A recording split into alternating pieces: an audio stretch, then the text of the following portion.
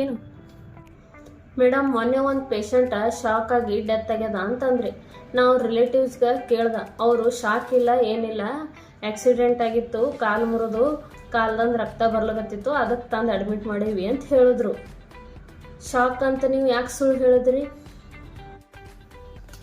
Shock ಅಂತಂದ್ರೆ ನೀನು ಅನ್ಕೊಂಡಂಗ current shock ಅಲ್ಲ, ಅದು ಹೈಪೋವಾಲೆಮಿಕ್ ಶಾಕ್ ಆಗಿತ್ತು. ಹಂಗಂದ್ರೆ ಏನ್ರಿ? ಮೊದಲ ಶಾಕ್ ಅಂದ್ರೆ ಏನು ಅಂತ ಹೇಳ್ತೀನಿ ಕೇಳು. ಶಾಕ್ ಅಂತಂದ್ರೆ ಒಂದು ಲೈಫ್ ಥ್ರೆಟ್ನಿಂಗ್ ಮೆಡಿಕಲ್ ಕಂಡೀಷನ್ ಅದ. ಬಾಡಿದು ಎಲ್ಲ ಟಿಶ್ಯೂಗಳಿಗೆ ಬ್ಲಡ್ ಫ್ಲೋ ಕರೆಕ್ಟಾಗಿ ಹೋಗ್ಲಾರ್ದೆ ಆಕ್ಸಿಜನ್ ಮತ್ತು ನ್ಯೂಟ್ರಿಯೆಂಟ್ಸ್ ಡೆಫಿಷಿಯನ್ಸಿ ಆಗ್ತದ. ಅದಕ್ಕೆ ಶಾಕ್ ಅಂತ ಕರೀತಾರೆ. ಅದ್ರಾಗೂ 5 ಟೈಪ್ಸ್ ಆಫ್ ಶಾಕ್ ಅದಾವ: cardiogenic shock, hypovolemic shock, anaphylactic shock, septic shock, neurogenic shock.